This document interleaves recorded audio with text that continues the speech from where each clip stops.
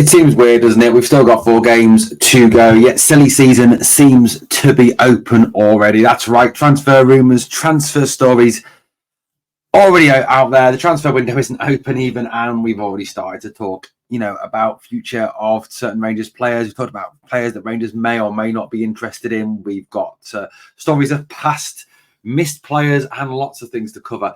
Let's start with a little story that came out of the Champions League last night. Yes, I know Rangers weren't involved in the Champions League, but former Rangers boss Gio van Bronckhorst was on Dutch TV last night as an analyst for them in the Borussia Dortmund versus Paris Saint-Germain game. During this analysis that he was doing on the game, he happened to mention that the Borussia Dortmund left back Ian Matson was one of his targets during his time at Rangers. Matson is a very, very talented player, an exceptionally talented player. I mean, he's 22 years old, so would have been perfect. He's 22 years old, so would have been perfect, wouldn't he, for the trading model. He was at Chelsea at the time, obviously then moving on to Dortmund. A guy who could play left back, left midfield, left wing. He's a Dutch #21 international. He is on loan, obviously, from Chelsea to Dortmund. And, that was somebody that apparently Rangers were looking at the time. Now, Matson's had a very successful year with Dortmund and certainly been an outstanding player for them this season when called upon. 6 appearances in the Champions League and a goal, 14 appearances in the Bundesliga with 1 goal, 2 assists. He played 12 times in the Premier League for Chelsea this year, also played in the EFL Cup. So he had a very interesting season. He's a top class player. But apparently, according to Gio van Bronckhorst, this was one that they just could not get over the line. He said it was definitely somebody he was interested in, definitely somebody he wanted to bring to Ibrox. Now, it isn't known yet whether the fact that he couldn't get him over the line was down to the fact that terms couldn't be agreed between the 2 clubs, or whether the player didn't want to move to north of the border, or whether this is just another one of Ross Wilson's embarrassing misses. I mean, let's face it, Ross Wilson was an absolute disaster as director of football. Has an awful lot of let's say past indiscretions on his record, and certainly in the fact he's with Forest now, and Forest are very much in danger of going down. It's kind of a real sort of CV of his failure, isn't it? It's a previous one of my friends used to say there are no CVs in football. So yeah, definitely a sad one there. Would have liked to have seen Ian Matson in the blue, and turning out at Ibrox would have been a very high quality player. Now, there is some new names linked with Rangers, and we will get to those shortly. However, one player who is currently at the club on loan is Oscar Cortez. Now, Cortez obviously is on a loan from January till the end of the season. Now, in the short time he's been with the club, he's really impressed. Played some, pretty fantastic football, direct, fast, skillful, a real top-class winger. Cortez, obviously suffered that injury against Killy at Rugby Park. I think that was always a risk, playing on that very dodgy plastic pitch up there. Certainly a plastic pitch I hope accounts for Celtic when they go there after playing us. Now, Cortez is someone fans have really rated. I mean, there is concerns obviously over his injury. Is that something that's going to reoccur? Is that something that's going to come back? Now, Cortez is done for the season, as Clement confirmed in his press conference. Cortez certainly I think would be a high quality purchase for Rangers, and certainly someone that would really add value to this squad, and certainly someone I think could be of real potential in terms of flipping for a bigger fee in the future, certainly fitting again with the trading model. I mean, in the short time he's been with the club, 6 appearances, 1 goal, 1 assist, and he certainly looked very lively. Now, according to reports and according to even Rangers Review as well, who are club insiders, Rangers have already started negotiating a further year-long loan for Cortez, using obviously the argument that the whole idea of the loan was a try before you buy kind of thing. There was a option, I think it was a £2.5-3 million option there for Rangers to buy this summer. However, with the fact that he's missed the vast majority of games, Rangers apparently are using that as an angle to try and negotiate a season-long loan next year for Cortez, again, with that option to buy at the end of it. I think this is a very, very good move by the club. You know, it's a low risk. It's a low risk rather than committing the £2.5–3 million, which, you know, I know to a lot of people may not seem like a lot of money for clubs, certainly in terms of EPL clubs or even English Championship clubs. But to Rangers, with the budget we'll have to work with this summer, £2.5–3 million is a considerable outlay. So getting him on loan for a further season with an option to buy would be a fantastic move if this is one that Niels Koppen and the rest of the football board can pull off. I certainly would be very supportive of this, and then obviously would hope to see Cortez, you know, maintain his form, maintain his fitness, and certainly show us more of what he showed us in those 6 games. You know, winger is an area we do need to strengthen. It's a winger that is, an area that is very, very much understaffed, you know, in terms of strength at the club at this moment in time. You know, going into this weekend's game against Celtic, you've got a situation where Ross McCausland is fit. Other than that, you know, there's no Matondo, he's out. Seamer's out. Cortez is obviously out. You've got Dujon Sterling to play on the wing, but he is more a fullback or a central midfield player. Silva, who is more a 10 or a 9, playing out there. Yeah, there are very few options, and you can't really count Scott Wright after all, for Philippe Clement to use on the wide. So having more options there would be an excellent move, and getting him on loan would be, I think, be a brilliant move for the club, especially if it could be coupled with managing to purchase Abdallah Seamer this summer. I mean, if, like I've said on a couple of tweets, and obviously on my Facebook page as well for the channel, with all of which are featured down below, guys. I mean, can you imagine an attack with Cortez out wide one side, Seamer out wide the other side, and Danilo through the middle? That would give us certainly a lot more attack and pose a lot more threat to the opposition than we have at this moment in time. I would certainly be a whole lot more confident going to Parkhead on Saturday with Cortez wide right, Seamer wide left, and Danilo through the middle than I will be with perhaps McCausland, Dessers, and let's say Silva.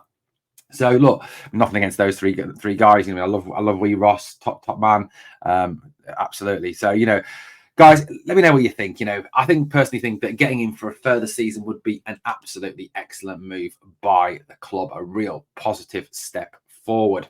Now, there's a number of teams, isn't there, around the world that when you hear their names, they just are fantastic names. They're just brilliant names, aren't they?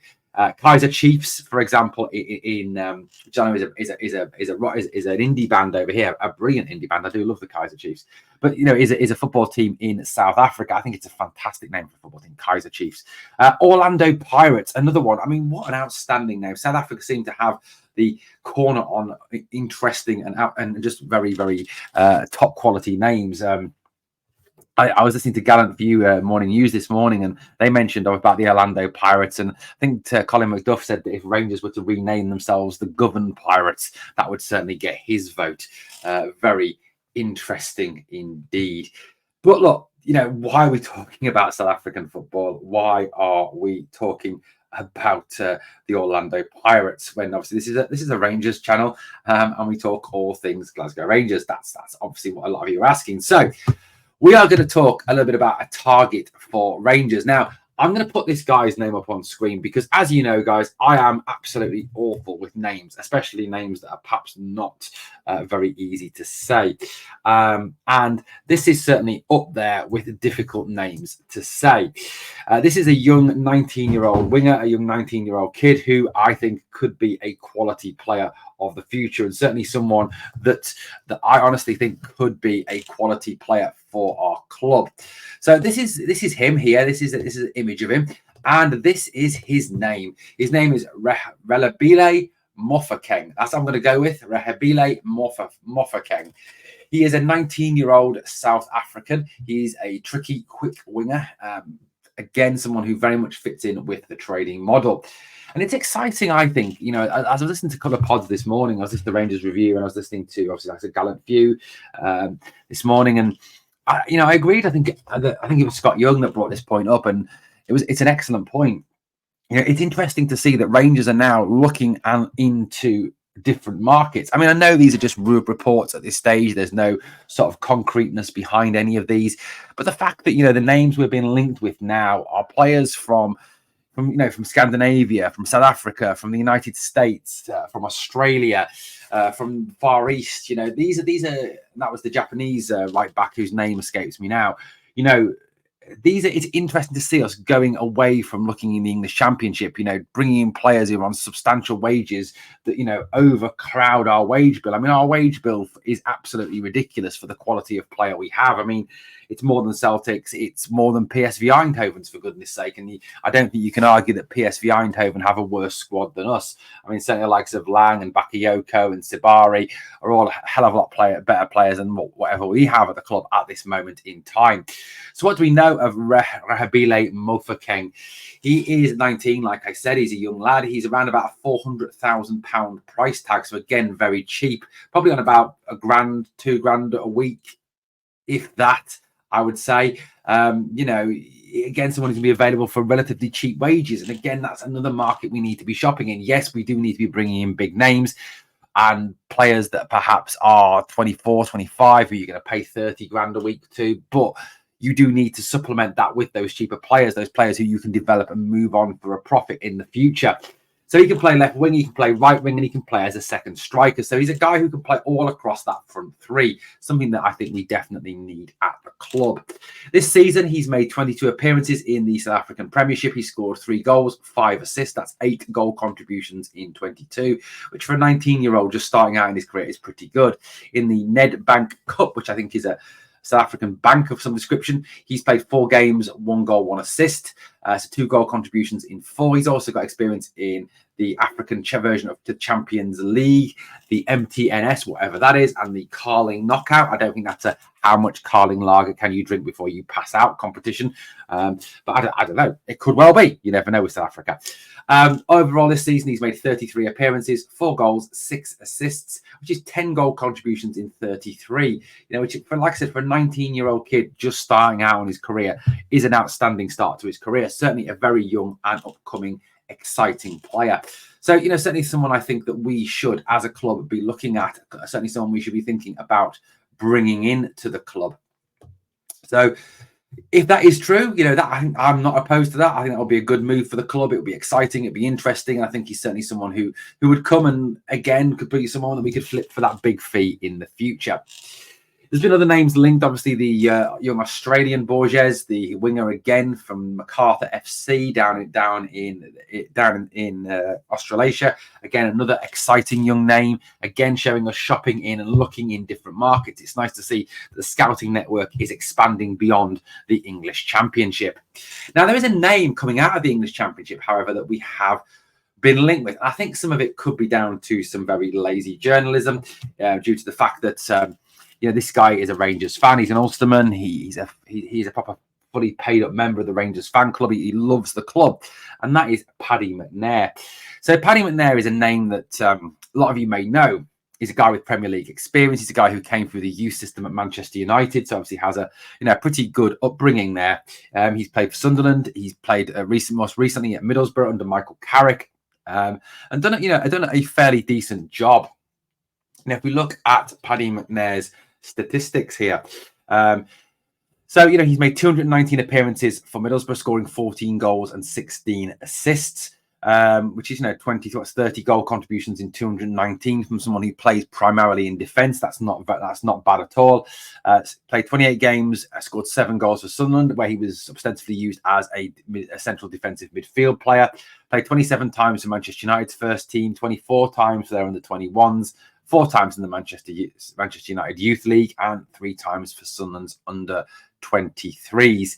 So, he has a pretty decent record of experience, at this point in his time. He is certainly a player who it's worth perhaps looking at.